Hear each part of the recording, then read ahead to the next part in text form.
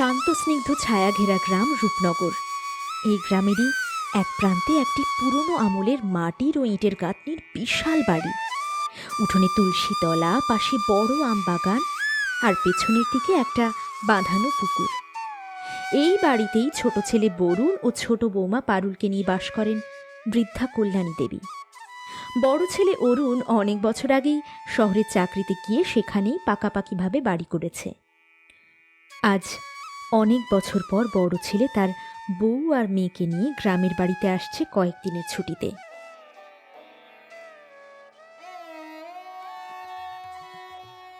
ও পারুল, পারুল মা, বলি রান্নাঘরে আর কতক্ষণ সিধিয়ে থাকবি? বেলা তো অনেক হলো, এবার তোরা এসে পড়বে। অরুণের আবার আসার সময় ওই বড় রাস্তা থেকে হেঁটে আসতে কষ্ট হবে না তো? এই তো মা, প্রায় হয়ে এসেছে। আপনি একদম চিন্তা করবেন না। আমি দাদাবাবু আর দিদিভাইয়ের জন্য সেই সকাল থেকে সব ব্যবস্থা করে রেখেছি।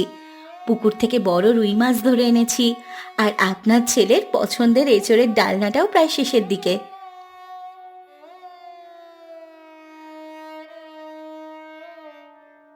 মা, আমি একবার বাজারের দিক থেকে ঘুরে আসছি। বড়দা আর বৌদি আসছে, শহরের মানুষ, তারা কি আর আমাদের এই গ্রামের শাকসবজি রোজ রোজ তাদের ভালো লাগবে? দেখি যদি কিছু ভালো ফল টল পাই। সাবধানে যাস বাবা। আর শোন, ফেরার পথে একটু মিষ্টির দোকান থেকে ভালো দেখে ছানার জিলিপি নিয়ে আসিস। আমার নাতনিটা তো কখনো গ্রামের এই মিষ্টি খায়নি, ওর নিশ্চয় খুব ভালো লাগবে। ঠিক আছে মা, আমি নিয়ে আসবো। তুমি রোদের মধ্যে আর উঠোনে দাঁড়িয়ে থেকো না, এমনিতেই খুব গরম পড়েছে আজ। আচ্ছা, আমি গেলাম।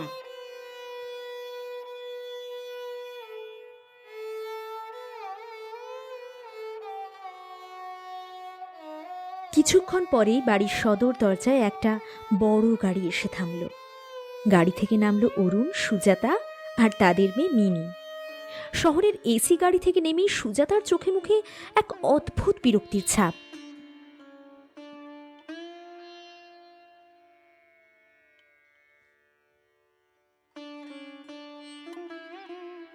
উফ, কি সাংঘাতিক রোদ!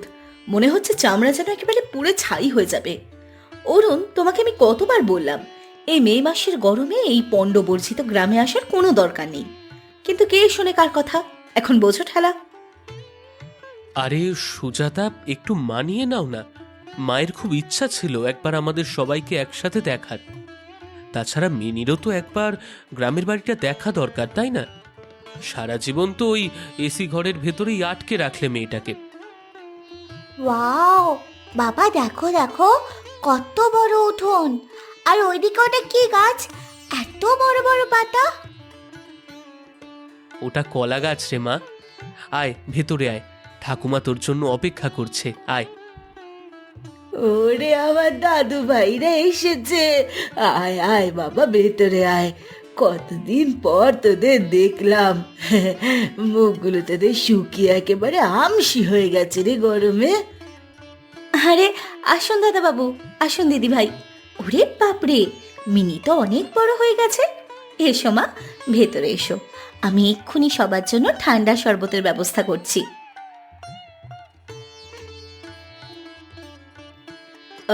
পারুল, শরবতের জলটা কি ফোটানো? আসলে শহরের মিনারেল ওয়াটার ছাড়া তো আমরা আবার জল খাই না। আর তোমাদের এখানে তো দেখছি এসির কোনো ব্যবস্থাও নেই। এই ব্যবসা গরমে থাকবো কি করে সেটাই তো বুঝতে পারছি না। না দিদি ভাই, আমাদের এখানে তো কলসিতেই জল রাখা থাকে। তবে আপনি চিন্তা করবেন না, আমি আপনাদের জন্য জল ফুটিয়ে ঠান্ডা করে দেব।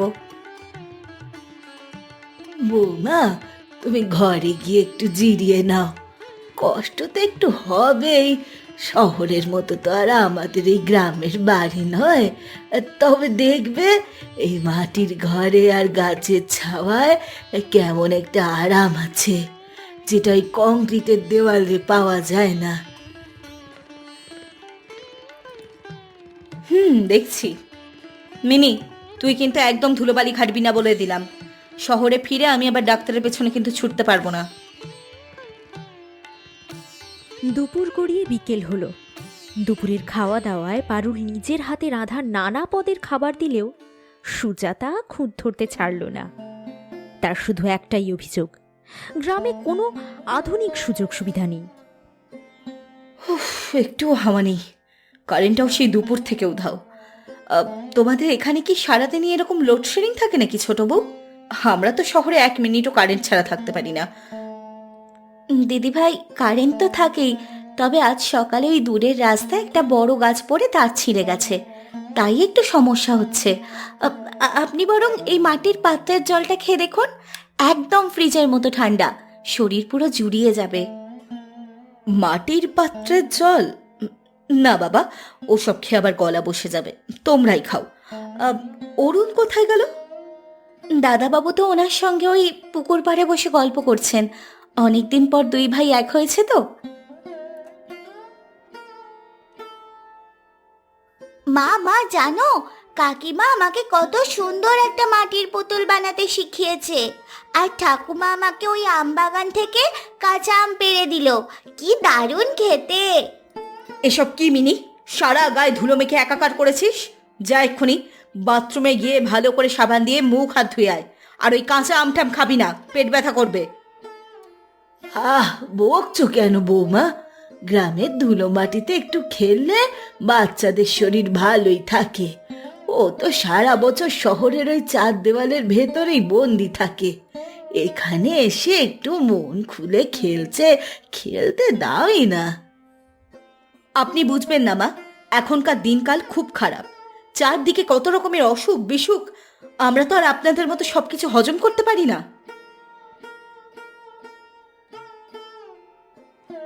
পরদিন সকালে বাড়িতে একটা ছোটখাটো অশান্তি শুরু হলো। সুজাতা তার গলার একটা দামি সোনার হার খুঁজে পাচ্ছে না। সারা ঘর তোলপাড়, কিন্তু হারের কোনো দেখা নেই। আমি ঠিক জানি আমার হারটা এই ঘরের ব্যাগের ভেতরেই রাখা ছিল, নিশ্চয়ই কেউ চুরি করেছে। কাল তো এই কাজের মেয়েটা ঘর মুছতে এসেছিল, আমার ওর দিকেই সন্দেহ হচ্ছে। ওহো সুজাতা, শান্ত হও। তুমি হয়তো ভুল করে অন্য কোথাও রেখেছ, ভালো করে মনে করে দেখো। এই বাড়ির কেউ কখনো অন্যের কোনো জিনিসে হাত দেয় না। তুমি চুপ করো অরুণ, আমি খুব ভালো করে জানি আমি কোথায় রেখেছি।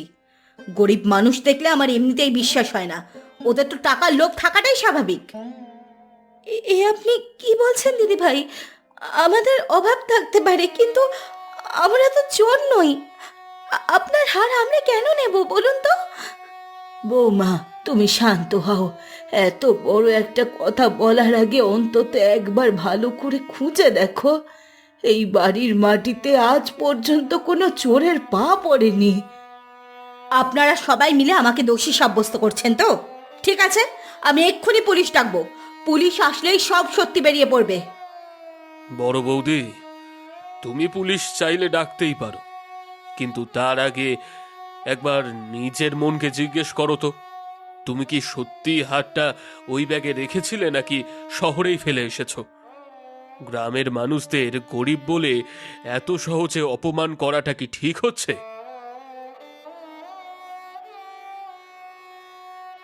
মা, তুমি কি এই হারটা খুঁজছো? আরে হ্যাঁ, এটাই তো আমার সেই সোনার হার। কিন্তু এটা তুই কোথায় পেলি মিনি? তুমি যখন শহর থেকে ব্যাগ গোছাচ্ছিলে, তখন তাড়াহুড়োয় এই হারটা আমার খেলনার ব্যাগের ভেতর ঢুকিয়ে দিয়েছিলে। আমি কাল থেকে আমার ব্যাগটা খুলিনি। আজ সকালে পুতুল বের করতে গিয়ে দেখি এটা ওখানেই পড়ে আছে। মিনির কথা শুনে পুরো ঘর নিস্তব্ধ হয়ে গেল। সুজাতার মুখ লজ্জায় অপমানে লাল হয়ে উঠল।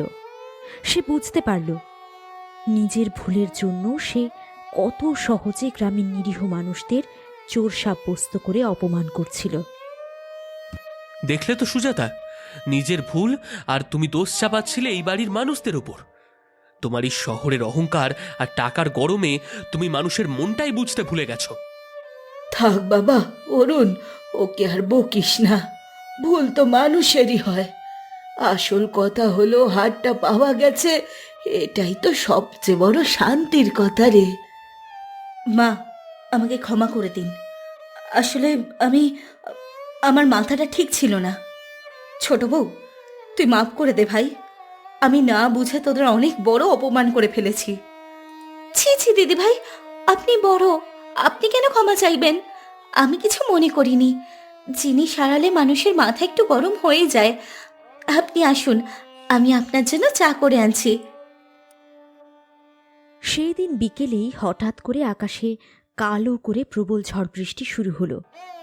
এতক্ষণ যে সুজাতা গরমে ছটফট করছিল, বৃষ্টির প্রথম ছাঁটেই তার শরীর জুড়িয়ে গেল। কারেন্ট তো আগেই ছিল না, কিন্তু আজ আর তার কোনো বিরক্তি এলো না।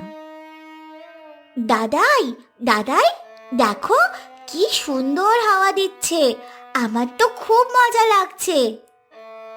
আয় দিদি ভাই আয়, আমার কাছে এসে বস। পারুল, ওই হ্যারিকেনটা জ্বেলে দে তো। আর মা, তুমি বরং মুড়ি আর গরম গরম চপ ভেজে নিয়ে এসো। আজ সবাই মিলে উঠোনের বারান্দায় বসে একসঙ্গে খাবো। এই তো আমি নিয়ে এসছি, নাও বৌমা, একটু গরম চপ খেয়ে দেখো। বৃষ্টির দিনে এটা খেতে বেশ লাগবে। সত্যি মা, এই হ্যারিকেনের আলোতে আপনাদের সবার মুখগুলো এত মায়াবী লাগছে যে কি বলবো। শহরে তো কারেন্ট গেলে জেনারেটরের আওয়াজে কান ঝালাপালা হয়ে যায়, আর এখানে কি সুন্দর একটা শান্তি। দেখলে তো সুজাতা, এই জন্যেই আমি বলতাম গ্রামের এই মাটির টানে এক অদ্ভুত জাদু আছে। এখানে এসি নেই, বড় রেস্তোরাঁ নেই, কিন্তু এখানে যেটা আছে সেটা হলো মানুষের মনের শান্তি আর একে অপরের প্রতি নিঃস্বার্থ ভালোবাসা।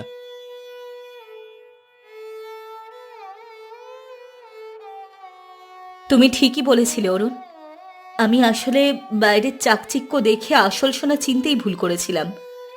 এই কদিনে আমি বুঝেছি, টাকা বা শহরের বিলাসবহুল জীবন কখনো মানুষকে আসল সুখ দিতে পারে না।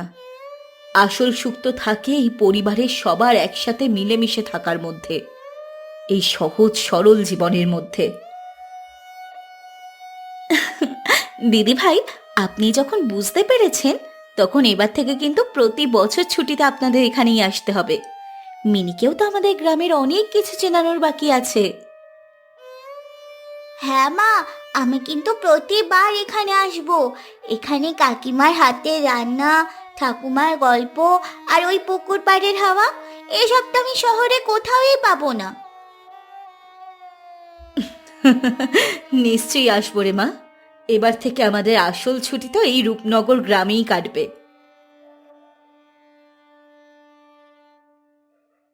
ভগবান তোমাদের সবার মঙ্গল করুক। এই যে তোমরা সবাই মিলে আমার এই বুড়ো বয়সে আমার উঠোনটা আলো করে বসে আছো, এর চেয়ে বড় স্বর্গ আর কি বা হতে পারে বলো তো?